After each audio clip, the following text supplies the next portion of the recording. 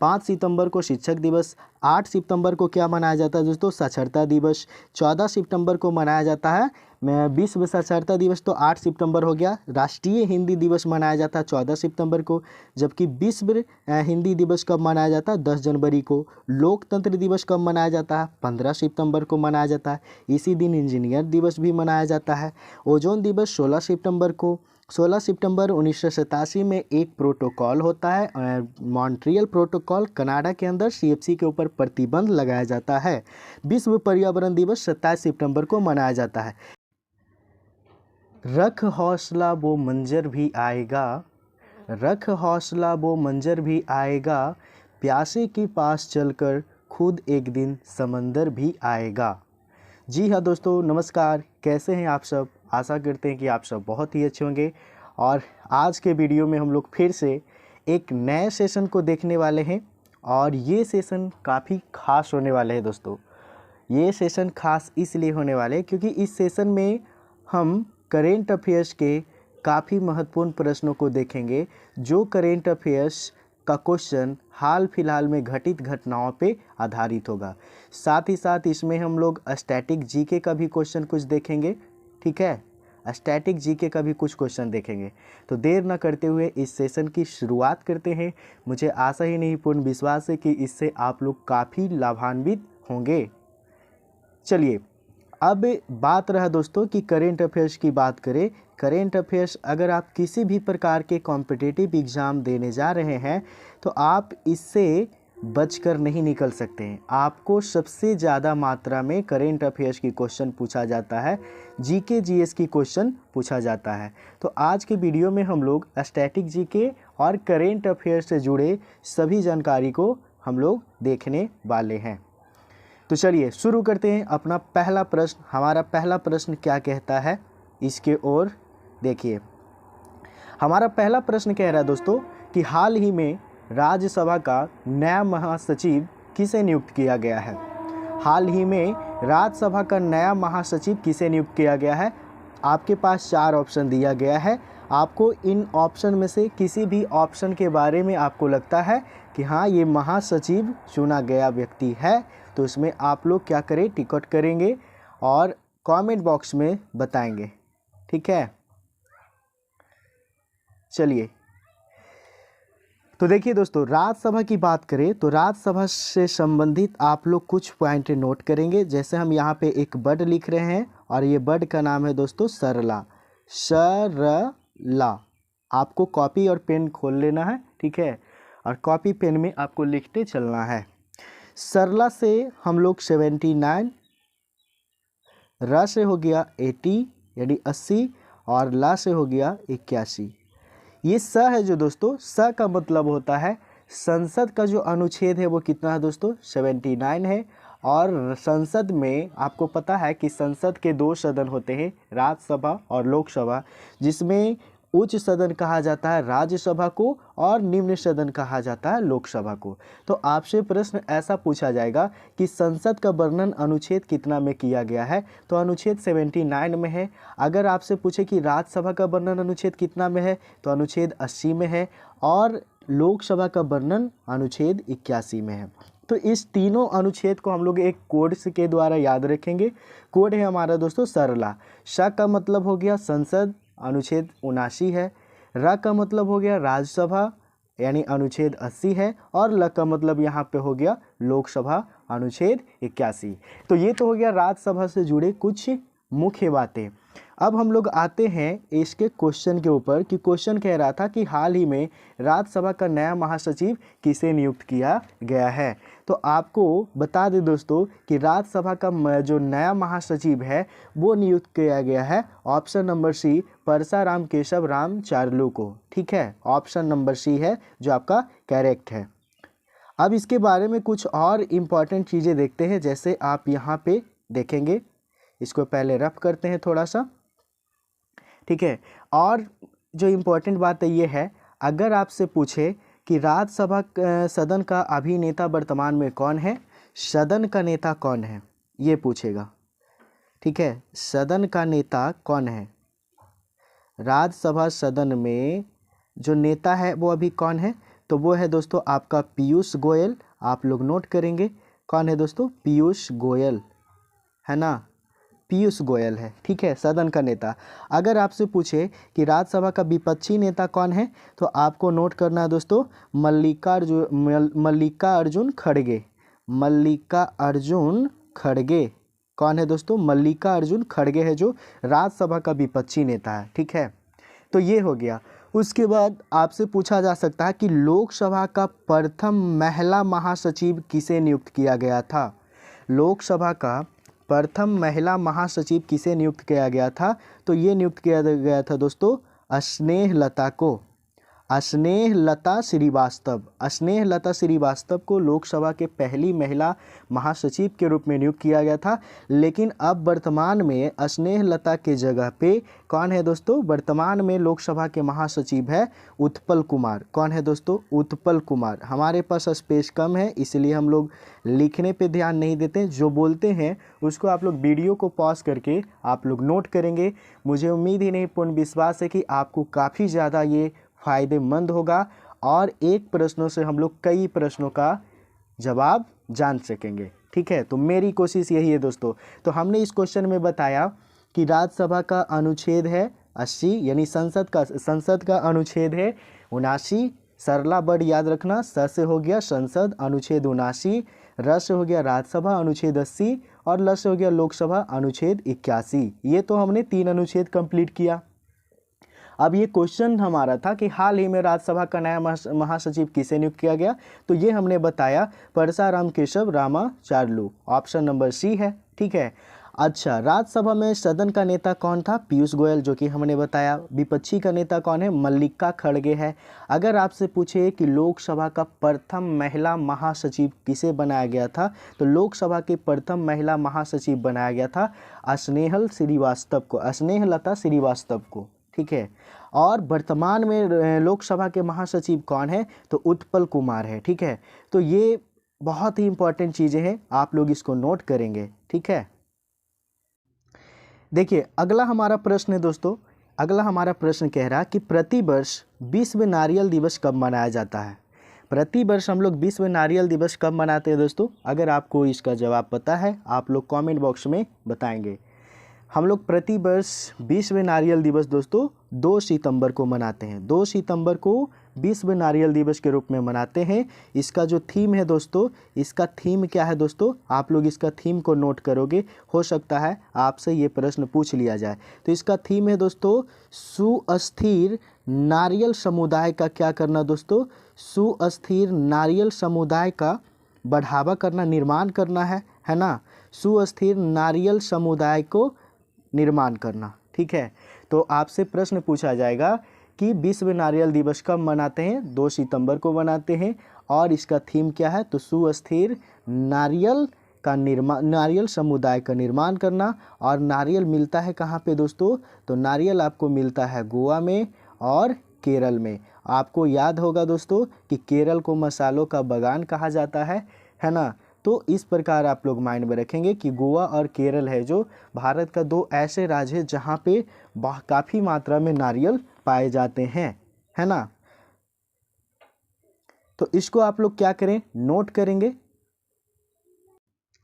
अगला प्रश्न आपके सामने रहा दोस्तों। प्रश्न है कौन सा राज्य लोगों को मुफ्त पानी उपलब्ध कराने वाला भारत का पहला राज्य बन गया है। हाँ दोस्तों, आप सही सुन रहे हैं कि भारत का पहला एक राज्य है जो अपने राज्यवासियों को पानी मुफ्त में देगा, अर्थात फ्री में देगा। आपके पास 4 ऑप्शन है। तो ये राज्य दोस्तों कोई और नहीं है बल्कि गोवा है। कौन है दोस्तों, गोवा है। और गोवा के सीएम की बात करें, गोवा का सीएम वर्तमान में कौन है दोस्तों, तो गोवा का सीएम है वर्तमान में प्रमोद सावंत है। कौन है दोस्तों, प्रमोद सावंत। तो आप लोग नोट करेंगे प्रमोद जो सावंत है ये गोवा के क्या है दोस्तों, वर्तमान में मुख्यमंत्री है। इन्हीं के द्वारा एक योजना लागू किया गया था और ये योजना का नाम है दोस्तों, आप यहाँ पे देखेंगे सेव वाटर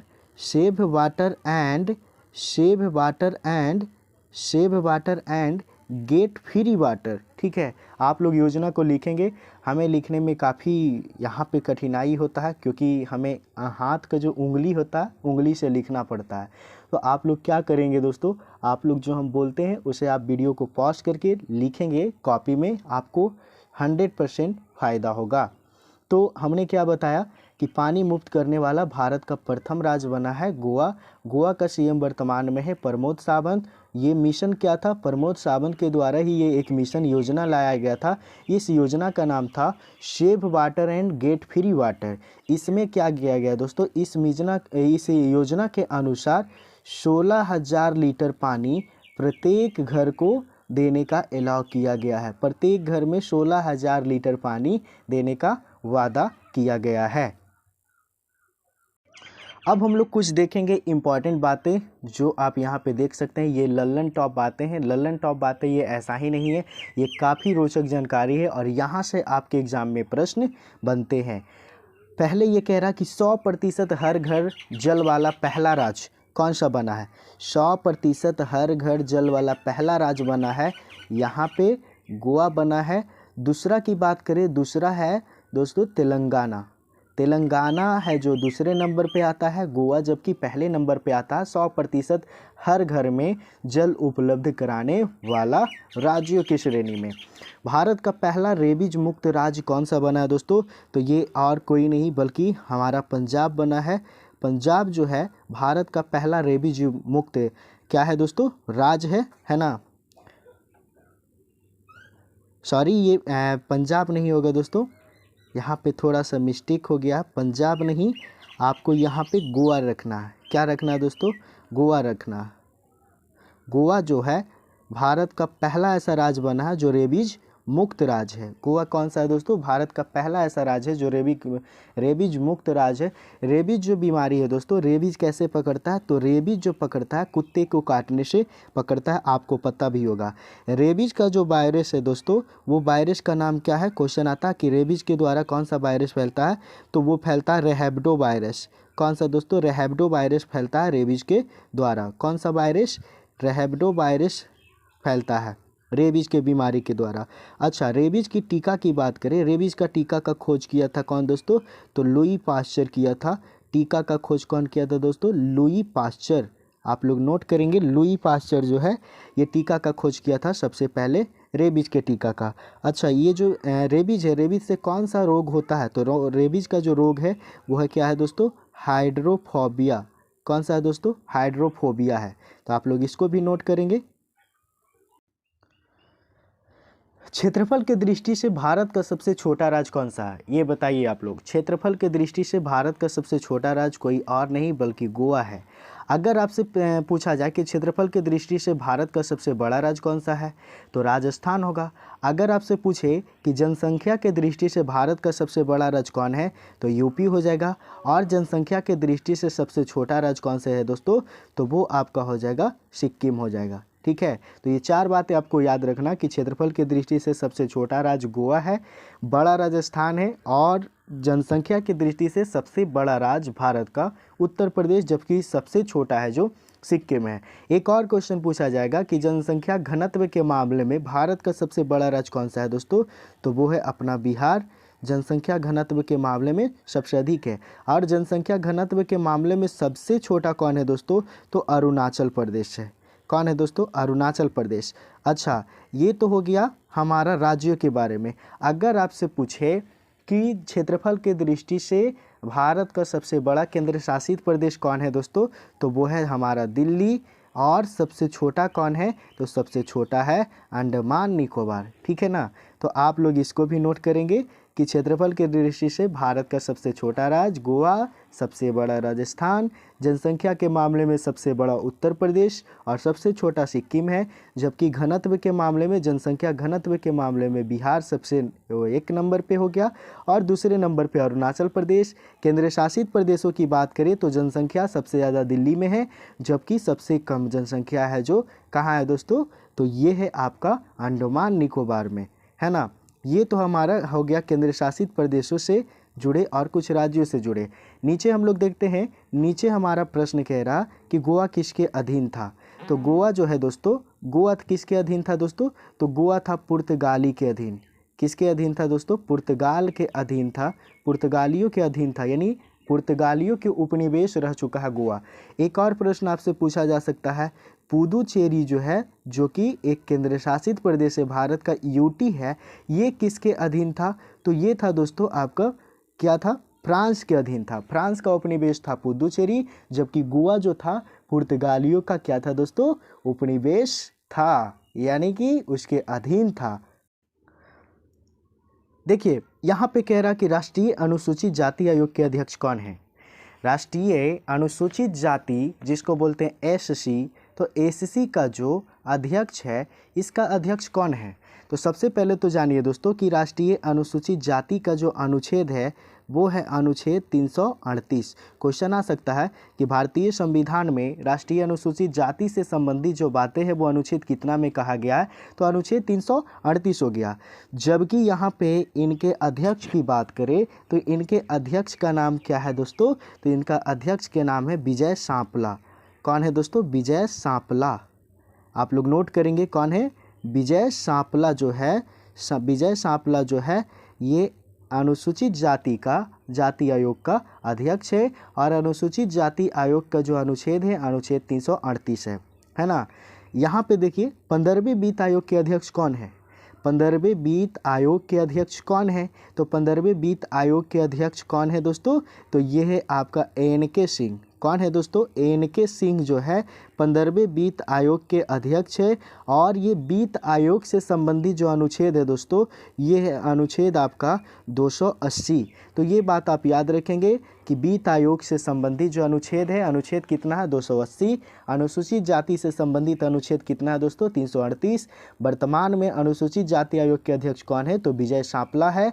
15वें वित्त आयोग के अध्यक्ष कौन है? तो एन.के. सिंह है। अच्छा, नीचे पे देखिए जीएसटी काउंसिल के अध्यक्ष कौन है? दोस्तों आपसे एग्जाम में प्रश्न पूछा जाएगा कि जीएसटी कब लागू होता है। ठीक है, जीएसटी है जो कब लागू होता है? तो जीएसटी लागू होता है दोस्तों 1 जुलाई 2017 को।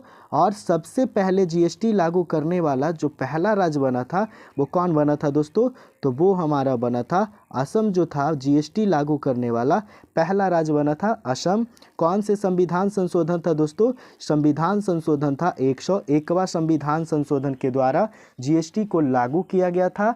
और पहला राज्य कौन था भारत का जो जीएसटी लागू किया था? वो था असम। कब दोस्तों? 1 जुलाई 2017 ईस्वी को लागू किया गया था।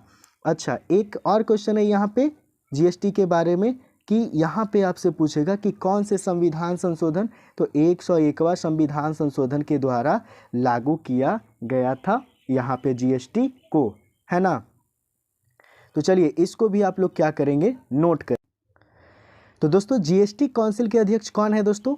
जीएसटी काउंसिल के अध्यक्ष होते हैं वित्त मंत्री। कौन होते हैं दोस्तों? हमारा जो फिनेंशियल जो मिनिस्टर होता है वही होते हैं क्या? जीएसटी काउंसिल के अध्यक्ष, जो कि कौन है? वित्त मंत्री है। और वित्त मंत्री वर्तमान में कौन है? तो निर्मला सीतारमण जी। निर्मला सीतारमण जी जो है वो हमारे जीएसटी काउंसिल के अध्यक्ष हैं, जो कि वर्तमान में भारत का कौन है दोस्तों? वित्त मंत्री भी हैं। अगला प्रश्न आपसे किया जा रहा है कि मौद्रिक नीति समिति के अध्यक्ष कौन है? मौद्रिक नीति समिति के अध्यक्ष कौन है आपको बताना है। तो ये होता आरबीआई के जो गवर्नर होता है वही होता है मौद्रिक नीति के समिति के अध्यक्ष होते हैं। ठीक है, मौद्रिक नीति के कौन होते हैं? समिति के अध्यक्ष कौन होते हैं? तो वो होते हैं आरबीआई के गवर्नर होते हैं। मौद्रिक जो नीति है ये कितने दिनों के पे बनता है दोस्तों? तो हर 2 महीने में एक बार, हर 2 महीने में एक बार मौद्रिक नीति लागू किया जाता है। ठीक है, अगला प्रश्न आपसे किया जा रहा है कि बजट 2021 से 22 में प्राप्ति का सबसे बड़ा स्रोत कौन सा है? ये क्वेश्चन आपसे सिंपल सी भाषा में हम बता देते हैं आपको। ये क्वेश्चन कह रहा है कि भारत सरकार को 2021 से 22 में सबसे ज़्यादा जो इनकम है वो कौन से स्रोत से आता है? तो ये आता है दोस्तों क्रेडिट से, अर्थात उधार से। भारतीय सरकार विदेशों से अधिक मात्रा में पैसा लिया है 2021 से 22 में, है ना, यानी उधारी में। अब बात रहा नीचे पे कह रहा कि बजट 2021 से 22 में व्यय का सबसे बड़ा स्रोत, यानी भारत सरकार का 2021 से 22 में सबसे ज़्यादा खर्च है जो कौन से स्रोतों में हुआ। तो सिंपल सी बात है दोस्तों, जिसका हम कर्ज लिए उसका तो कर्ज देना पड़ेगा, और भारत सरकार ने कर्ज किससे लिया, तो विदेशों से लिया, उधारी में गया। तो इस जो खर्च का जो स्रोत है ये उधारी को चुकाने में अर्थात ब्याज अदायगी में, क्या दोस्तों लिखेंगे, ब्याज अदायगी करने में भारतीय सरकार को 2021 से 22 में सबसे ज़्यादा खर्च हुआ है ना। अगला प्रश्न आपसे किया जा रहा है दोस्तों, काफ़ी इंपॉर्टेंट है। प्रश्न कह रहा है 1 सितंबर 2021 को पंजाब के मुख्यमंत्री ने IIM पंजाब की शुरुआत की है, यह किससे संबंधित है। आपको बता दें दोस्तों कि पंजाब का जो मुख्यमंत्री है अमरिंदर सिंह, उनके द्वारा एक योजना लाया गया जो कि पंजाब में लाया गया है IIM पंजाब। तो IIM का पूरा नाम आखिर है क्या, IIM है क्या, ये आपको सबसे पहले जानना है। तो IIM दोस्तों, IIM पंजाब का पूरा नाम है innovation mission Punjab, innovation mission of Punjab, कहने का मतलब हो गया IIM पंजाब। ये जो योजना है दोस्तों ये है स्टार्टअप को बढ़ाना, यानी ऑप्शन नंबर जो सी है ये क्या होगा दोस्तों, करेक्ट हो जाएगा। स्टार्टअप को बढ़ाना, स्टार्टअप कैसे बढ़ेगा दोस्तों, इसमें PPP मॉडल पे आधारित, PPP मॉडल पे आधारित कहने का मतलब है सार्वजनिक निजी भागीदारी में के आधार पे ये काम करेगा, यानी इसमें सरकार भी भागीदारी लेगा और क्या लेगा दोस्तों, निजी कंपनियां भी भागीदारी लेगा। जब सरकार और निजी कंपनियां मिलकर भागीदारी लेगा तो भागीदारी से क्या होगा दोस्तों, हमारे स्टार्टअप में बढ़ोतरी होगा। जब स्टार्टअप बढ़ेगा दोस्तों, जब स्टार्टअप बढ़ेगा तो स्टार्टअप का विकास होगा, और जब स्टार्टअप का विकास होगा तो राज्यों में रोजगार बढ़ेगा। जब रोजगार बढ़ेगा तो वस्तुओं का निर्माण ज़्यादा होगा, जब वस्तु ज़्यादा बनेगा तो विदेशों में निर्यात ज़्यादा होगा, और जब विदेशों में निर्यात होगा तो ये राज्य है जो दोस्तों बहुत ज़्यादा डेवलप भी करेगा। तो ये है दोस्तों 1 सितंबर 2021 की बात, जो कि पंजाब के मुख्यमंत्री अमरिंदर द्वारा ये मिशन लाया गया था। मिशन का नाम है IIM पंजाब। IIM पंजाब का पूरा नाम है इनोवेशन मिशन ऑफ पंजाब। तो इसको आप लोग क्या करेंगे दोस्तों, नोट करेंगे। अगला पॉइंट यहाँ पे देखेंगे, कहता है global innovation index, global innovation index में भारत का कौन सा स्थान है। तो ग्लोबल इनोवेशन में भारत का 48वां स्थान है। कौन सा दोस्तों, 48वां स्थान है। लाल लकीर मिशन किस राज्य से संबंधित है, लाल जो लकीर मिशन है वो पंजाब राज्य से संबंधित है। और ये जो संबंधित है जो मिशन है, जो योजना है, ये योजना संपत्ति से संबंधित है। कहाँ का योजना है दोस्तों, पंजाब की योजना है। किससे संबंधित है, संपत्ति से संबंधित ये योजना है। योजना का नाम है लाल लकीर मिशन योजना। अगर केंद्र में इस मिशन की बात किया जाए लाल लकीर के मिशन, तो लाल लकीर के मिशन स्वामित्व है। क्या है दोस्तों, स्वामित्व जो है ये केंद्र सरकार की क्या है, मिशन है। तो इसको आप लोग नोट करेंगे।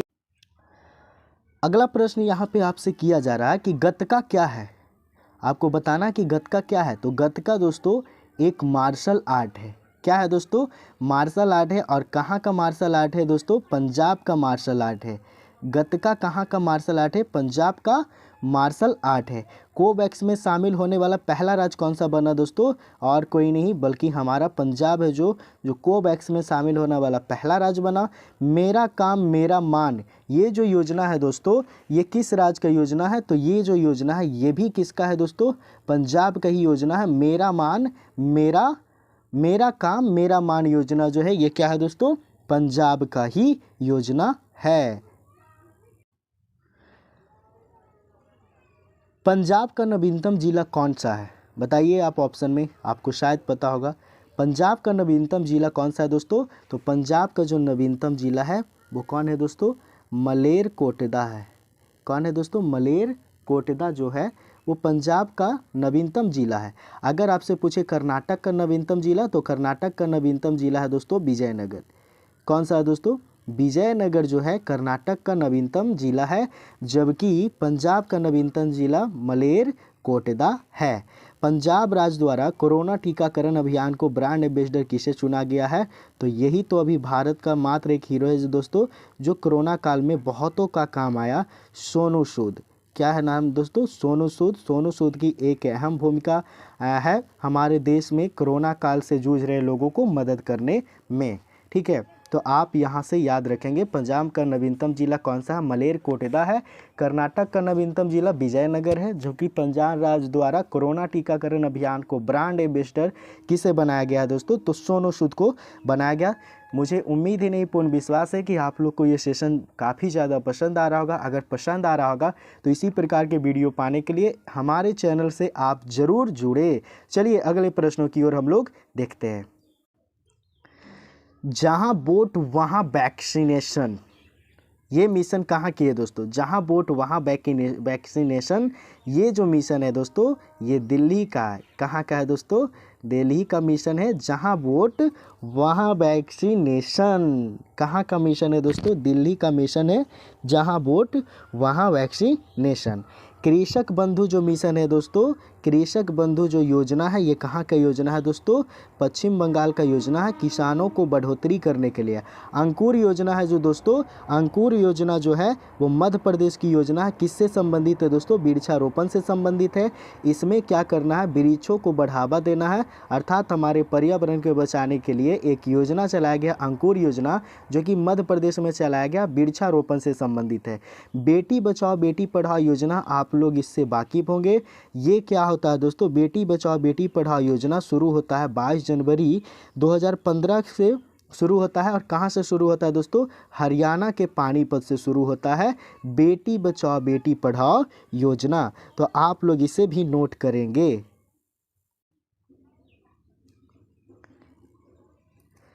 1 सितंबर 2021 को किस राज्य या केंद्र शासित प्रदेश में ग्रामीण महिला उद्यमियों को बढ़ावा देने के लिए साथ योजना की शुरुआत किया गया? साथ, ये क्या है दोस्तों? साथ योजना है, जिसमें साथ मिलेगा। योजना के नाम से ही आप जान रहे होंगे। ये जो योजना है दोस्तों ये है जेके का। जेके कहने का मतलब हुआ दोस्तों जम्मू कश्मीर का। ये जो योजना है ये जम्मू कश्मीर के मुख्यमंत्री मनोज सिंह के द्वारा लाया गया है। इसमें क्या होगा दोस्तों? ये ग्रामीण महिला उद्यमिता को बढ़ाने के लिए किया गया है। ग्रामीण महिला उद्यमिता को बढ़ाने के लिए किया गया, महिला सशक्तिकरण को नज़र में रखते हुए इस योजना का शुरुआत किया गया है। इससे कितने महिलाएं लाभान्वित होंगे दोस्तों? तो 5000 से अधिक महिलाएं इसमें लाभान्वित होंगे। कहाँ की योजना है? जम्मू कश्मीर। कौन सा योजना? साथ योजना है। इस साथ योजना में क्या होगा दोस्तों? ये साथ योजना का शुरू करने वाला जम्मू कश्मीर के मुख्यमंत्री मनोज सिंह है। और इसमें 5000 महिलाएं क्या होंगे दोस्तों? लाभान्वित होंगे, है ना। महिला सशक्तिकरण को बढ़ावा मिलेगा। अब यहाँ पे कुछ इम्पॉर्टेंट बातें आप लोग नोट करेंगे। अगर आपसे पूछे कि शिक्षक दिवस कब मनाया जाता है तो ये आज ही के दिन मनाया जाता है। आज शिक्षक दिवस है, 5 सितंबर को शिक्षक दिवस मनाया जाता है। विश्व साक्षरता दिवस कब मनाया जाता है? 8 सितंबर को विश्व साक्षरता दिवस मनाया जाता है। जबकि आपसे पूछा जाए कि राष्ट्रीय हिंदी दिवस कब मनाया जाता है? 14 सितंबर को हिंदी दिवस मनाया जाता है। जबकि विश्व हिंदी दिवस की बात करें 10 जनवरी को विश्व हिंदी दिवस मनाया जाता है। लोकतंत्र दिवस कब मनाया जाता है दोस्तों? 15 सितंबर को लोकतंत्र दिवस मनाया जाता है। और इसी के दिन इंजीनियर दिवस भी मनाया जाता है। इंजीनियर दिवस भी 15 सितंबर को मनाया जाता है। क्यों मनाया जाता है दोस्तों इंजीनियर दिवस? क्योंकि इसी के दिन हमारे भारत के बहुत बड़े इंजीनियर जिनका नाम था विश्वेश्वरैया, विश्वेश्वरैया के सॉरी थोड़ा सा कॉल आने लगा। तो विश्वेश्वरैया के जन्म दिवस के शुभ अवसर पे 15 सितंबर को हम लोग इंजीनियर दिवस भी मनाते हैं। ये जो विश्वेश्वरैया थे ये क्या बनाए थे? विश्वेश्वरैया नहीं, विश्वेश्वरैया जो थे ये एक बांध बनाए थे भारत में। बहुत बड़ा बांध था जिस बांध का नाम था कृष्णराज सागर बांध। ये बांध दोस्तों कर्नाटक राज्य में है। और कर्नाटक राज्य में कौन से नदी पे है दोस्तों? कावेरी नदी पे है ना। कौन से नदी पे है दोस्तों? कावेरी नदी पे है। तो ये आप लोग याद रखेंगे। उसके बाद ओजोन दिवस कब मनाया जाता है? ओजोन दिवस मनाया जाता है 16 सितंबर को मनाया जाता है। 16 सितंबर 1987 को एक प्रोटोकॉल आता है दोस्तों। वो प्रोटोकॉल का नाम है मॉन्ट्रियल प्रोटोकॉल। ये प्रोटोकॉल कहाँ होता है दोस्तों? कनाडा में होता है। इसीलिए प्रत्येक 16 सितंबर को हम लोग क्या करते हैं? ओजोन दिवस के रूप में मनाते हैं। इसमें किसके ऊपर प्रतिबंध लगा था दोस्तों? CFC के ऊपर प्रतिबंध लगा था। CFC कहने का मतलब है क्लोरोफ्लोरोकार्बन जो गैस था, इसको रोकने के लिए एक प्रोटोकॉल होता है 16 सितंबर 1987 में, जिस प्रोटोकॉल का नाम है मॉन्ट्रियल प्रोटोकॉल। ये प्रोटोकॉल कहाँ था दोस्तों? कनाडा में होता है। ठीक है। उसके बाद विश्व पर्यावरण दिवस कब मनाया जाता है दोस्तों? 27 सितंबर को मनाया जाता है। कब मनाया जाता है? 27 सितंबर को विश्व पर्यावरण दिवस मनाया जाता है। इस प्रकार सितंबर से जुड़े जितने भी दिनांक है, जितने भी दिवस है, उसको आप याद रखेंगे। 5 सितंबर को शिक्षक दिवस, 8 सितंबर को क्या मनाया जाता है दोस्तों? साक्षरता दिवस, 14 सितंबर को मनाया जाता है विश्व साक्षरता दिवस, तो 8 सितंबर हो गया। राष्ट्रीय हिंदी दिवस मनाया जाता है 14 सितंबर को, जबकि विश्व हिंदी दिवस कब मनाया जाता है? 10 जनवरी को। लोकतंत्र दिवस कब मनाया जाता है? 15 सितंबर को मनाया जाता है। इसी दिन इंजीनियर दिवस भी मनाया जाता है। ओजोन दिवस 16 सितंबर को। 16 सितंबर 1987 में एक प्रोटोकॉल होता है मॉन्ट्रियल प्रोटोकॉल। कनाडा के अंदर CFC के ऊपर प्रतिबंध लगाया जाता है। विश्व पर्यावरण दिवस 27 सितंबर को मनाया जाता है। इस प्रकार इस वीडियो में हम लोग आज करेंट अफेयर्स के काफ़ी इंपॉर्टेंट प्रश्नों को देखा। कुछ स्टैटिक से जुड़े भी प्रश्न इसमें था। तो मुझे उम्मीद ही नहीं, पूर्ण विश्वास है कि आपको ये सेशन काफ़ी ज़्यादा पसंद आएगा। अगर सेशन पसंद आता है दोस्तों, तो आप मेरे चैनल से जुड़ जाएं, क्योंकि इस चैनल पे आपको करेंट अफेयर्स का काफ़ी अच्छे क्वेश्चन मिलने वाले हैं। मैथ्स का, रीजनिंग का, साइंस का, GK GS, स्टैटिक, जितने भी पोर्शन हैं कॉम्पिटिटिव एग्जामों में पूछे जाने वाले प्रश्नों के सीरीज में जितने भी कंटेंट होंगे, जितने भी टॉपिक होंगे, सारे टॉपिक इस वीडियो पे आपको इस चैनल पे प्रोवाइड किया जाएगा। तो आप लोग क्या करें दोस्तों, इस वीडियो से आप लोग काफ़ी लाभान्वित हों। चैनल को सब्सक्राइब करें और दूसरे के पास भी शेयर करें, क्योंकि हमारे चैनल से आपको जुड़ने से काफ़ी ज़्यादा फायदा होने वाला है। तो चलिए दोस्तों, आज बस इतना ही के लिए। फिर हम लोग मिलते हैं अपने अगले सेशन में। तब तक आप लोग को नमस्कार, धन्यवाद।